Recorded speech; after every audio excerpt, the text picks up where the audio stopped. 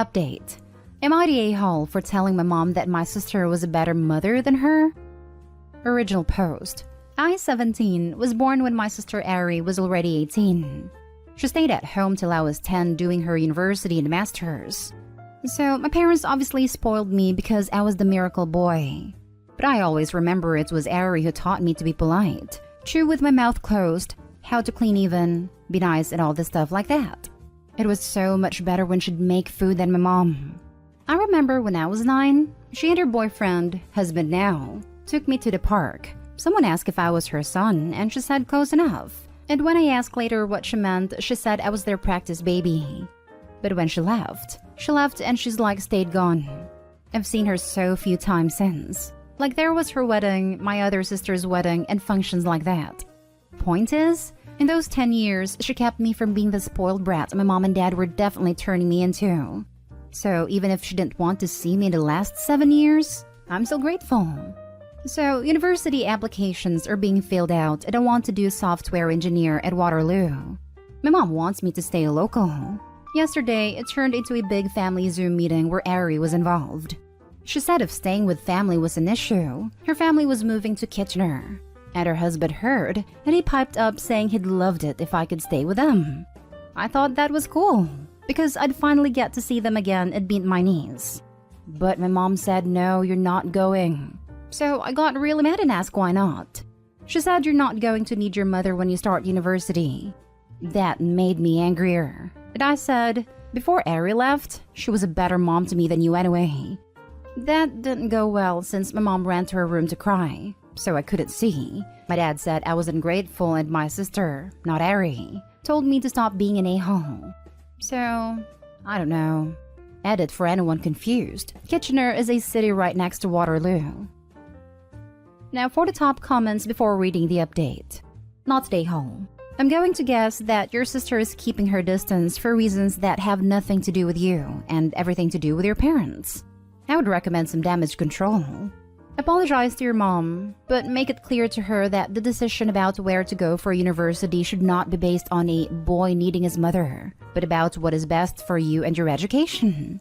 You are going to be legally an adult after all. This would totally be the vibe I got too, if not for the park thing though.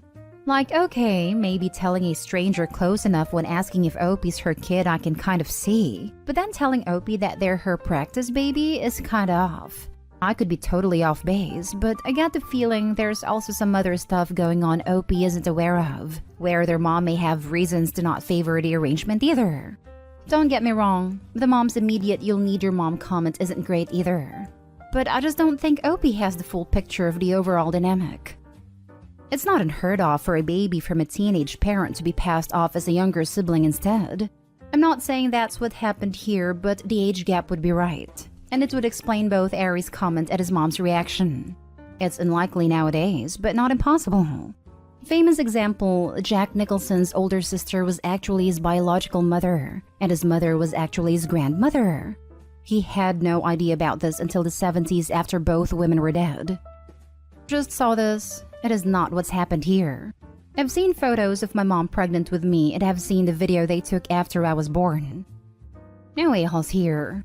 Call Ari in private and talk this out. Sounds like she, 1, knows how your parents can be, and 2, can help you figure out what to do. Sounds like you should plan on going to her place for uni. The mother is very much an a-hole here for trying to take away a wonderful opportunity for Opie for completely stupid, non-valid reasons. And now for the update. So, I've gotten a lot of DMs. So I'm updating because people seem to be really worried. Pretty much when mom came to my room to talk to me about what I said, I'd already decided I was going to apologize. You guys made it clear I needed to do that much. She asked if I meant what I said about Ari being a better mom than her or if I just said it to hurt her. It is true. I said it was because I was upset she doesn't want me to go, so I just said that and apologized. We hugged and she said we'd talk about it later. What I said to my mom did work its way through my sisters. It went from Isla to Sarah and from Sarah to Ari. I got a FaceTime from Ari where she reminded me she taught me it was wrong to lose my temper like that, but with mom she gets it. She seemed proud when I said I apologized. I wanted to say thanks for all she did for me, but it felt wrong over FaceTime. She did tell me she's planning on having the whole family over to her new house in Kitchener after they move for my niece's birthday. She made it clear if I get into Waterloo, I'm staying with her or coming over as much as I can. Now here's where it gets wacky. My mom's cousin, who was like the head of that side of the family, found out what happened. He wasn't on the Zoom because he's really busy. He found out and scolded my mom and went on about how great a school Waterloo is, and how selfishly she's holding me back and how she's trying to keep me as her baby forever. Isla eavesdropped on the whole thing and told me everything our uncle said to mom. Honestly, it makes me wonder if things between Ari and me is what my mom and him. So, my mom told me she was wrong about Waterloo and I had her support to stay with Ari. She told me her permission means I have to call her every night, text good morning every morning, no partying, no girlfriends, be a good uncle and treat Ari with respect. And I got into Waterloo's engineering, and we went to Ari's new home for my niece's birthday party in spring break in March. I try to tell Ari and her husband how I feel and how thankful I am for how Ari raised me, but I blubbered and couldn't say anything, and she just pulled me in and hugged me and kissed me on the forehead like non-stop for minutes while kinda crying. They gave me such a tight hug and said I'd always be their first son.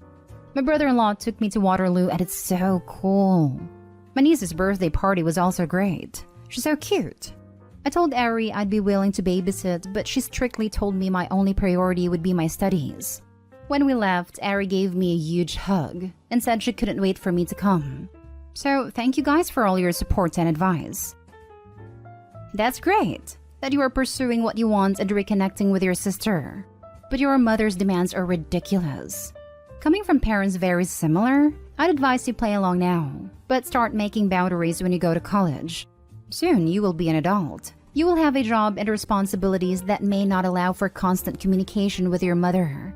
You may make meaningful and/or romantic connections with other people you'll want to pursue.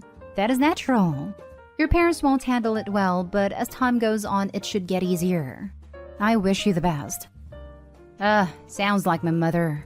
I haven't heard from you in weeks. Call logs say I spoke to you 2 days ago. My dad gets on the phone yelling about how they pay for my phone and I shut him down with, "Nope, I'm paying my own money to be an aunt's plan." He sputtered and hung up and nobody bothered me the rest of finals. Lol. And then there's my mom who said that one call or visit every 2 or 3 weeks is enough when I ask her if she would like to talk more often. That is all well and good, but your mom's demands are still crazy. As someone whose parents gave them similar demands, I completely agree. It's near impossible to maintain and completely unrealistic to expect. No drinking, partying, or girlfriends, and you have to text every morning and call every night? That's insane in the most overbearing way possible. Next story is titled, "Am I the a-hole for telling my sister-in-law to parent her child and kicking her out when she fails?" I, 32 female, and my husband, 34 male, are child-free. We also work from home on a regular basis, and both our jobs involve doing a lot of meetings and talking. We have a 3-bedroom house where one of the rooms is used as a guest room while another is made as an office. If we have meetings at the same time, one of us just hops on the laptop and goes to a different room or living room. The bedrooms are located on the top floor while the kitchen, dining, and living room are on the bottom floor. My sister-in-law had some repairs done to her house. She has arranged to stay with someone else, but it fell through, so she asked if she can stay in our house during the day with her kids, 10 female and 6 male. I think their school is currently closed due to COVID outbreak there, but not sure. Me and my husband explained that both of us work from home most of the time and we will not be able to take the time off to watch her or her kids. She promised they will behave.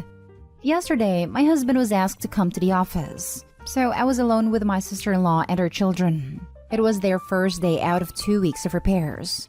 I was getting ready for my meeting when I hear a screeching sound.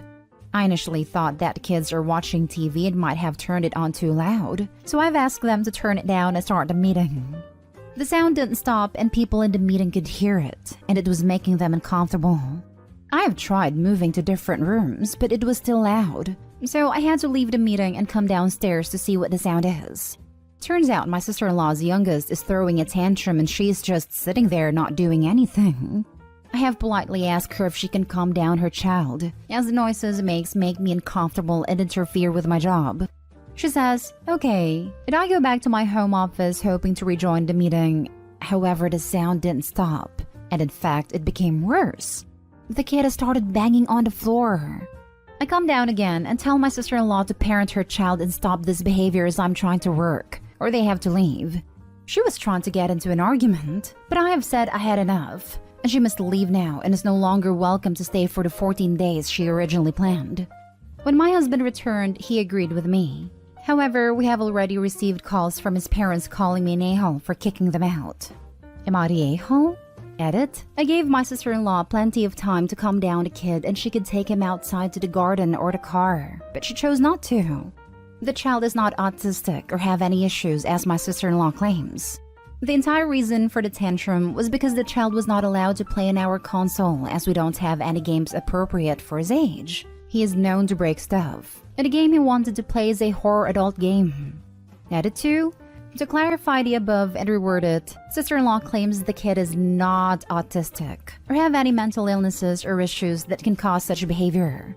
In no way or form I have intended it to sound as if the kid has autism, and I don't believe the sister-in-law. And also, their house is available to stay at. Only one room is being renovated. Their bedrooms, bathroom, and kitchen are still available to use. She just wanted to stay with someone else during daytime as she is not fond of the builders and doesn't like the noise they make, as the builders are there from about 9 to 6. After, she has no issues returning home and staying there. Now for the top comments. Not stay home because while controlling a tantrum is not always possible, taking your kid outside or to the car is. Exactly what I was gonna say. When I was nannying and one of the parents were working from home, I was mindful enough that if a tantrum was occurring, a swift, come on, let's get your shoes on and go for a walk. How about if we can find some ladybird/and/etc. He loved insects. Even if he was still tantrum zone outside, it then stopped pretty quickly. Yep, I have ushered many kids out of many rooms at houses for various reasons over my years as a nanny. Tantrums, excited playing. I even had to shuffle one kid out of the room while her father argued with someone over a bill belonging to his recently deceased wife. Insisted? I just picked them up and physically moved them. Little people having big feelings can't always do two things at once. Not stay home. Since your in-laws are so upset over this, it sounds like your sister-in-law and kids should go stay with them. That's why they're upset. Haha. Not stay home. Looks like we now know why the other plans fell through. Your sister-in-law is probably so used to her poorly mannered kids she doesn't even notice anymore. The fact that she just sat there without addressing the noise is gutsy. Worst case, she just doesn't care. Best case, she was trying to ride out the tantrum. Which is fair, but you can take your kids somewhere to scream and flail where it doesn't interfere with your gracious host's work. Outside, for example. Now for the last story. Am I the a-hole for telling my mother she's no longer allowed around my daughters? My mother, female 46, and I, female 24, have never had a best relationship, but it's never been bad per se. For about a month now, every time my daughters, female 5, female 3, female 1-year-old and 8 month, come home from her house, my oldest has asked some weird questions. Here are some of the things my 5-year-old said to me. 1. Mama, do you think I look like a boy? 2. Mama, do you love sisters' names more than me? 3. Mama, do you hate Nana? When I asked why she asked, these were her answers. 1. Nana said blue is for boys. 2. You spend the most time with them. And 3. Because you never let youngest sister go with us. She's not even 3 months old yet. Another thing she said one day was, Mama, I want to stay with you. When I reassured her that she was staying with me and asked her what she meant, she said that Nana said she was going to be our new mommy. When I confronted her about these things and the new mommy thing, she said that my daughter must have misunderstood something and claimed she was telling them she was going to be a new mommy, was gonna get a puppy, and my daughter must have thought she was saying that she was going to be their new mommy. I asked her to watch what she says around my kids and reminded her that little ears are always listening. I picked them up today and my daughter said, Mama, do you think we're fat? I asked her why she asked me that. Nana said you must be trying to get us to lose weight. I called my mom and asked her WTF that meant. Them girls are always hungry when they come over my house. You don't feed them enough. No, dumbass. They have no limitations and a lot more options at your house. That's why they like it. Then I was fixing lunch and she asked me if they take away kids like her. I asked her what she meant. She elaborated with kids that go to church, which means poor kids. I told her that the church is there to help people and nobody will ever take her away from me. She told me that my mom was telling her that she was going to have to take care of them when they got taken away. I asked her if Nana said why they'd get taken away. She said Nana said they take girls for mommies that need help to take care of them. I texted my mom and told her because of all these things, she is no longer allowed around my girls. I don't want no contact with her either. She called me a few times and when I didn't answer, sent me 9 messages telling me that I was taking it the wrong way. My daughter is blowing it out of proportion and begging me not to do this to her. She left me 3 voicemails crying about how I took her babies from her and she doesn't deserve this. My aunt and younger siblings are consequently angry with me regarding my decision and have definitely made their feelings known. Lots of nasty messages. I have been writing all of this information down in case I need it in the future. Not stay home. Make sure that she isn't allowed to pick up your kids from school or other places. And screenshot those texts and save those voicemails, preferably on a different device than your phone just in case. You need to do a lot more.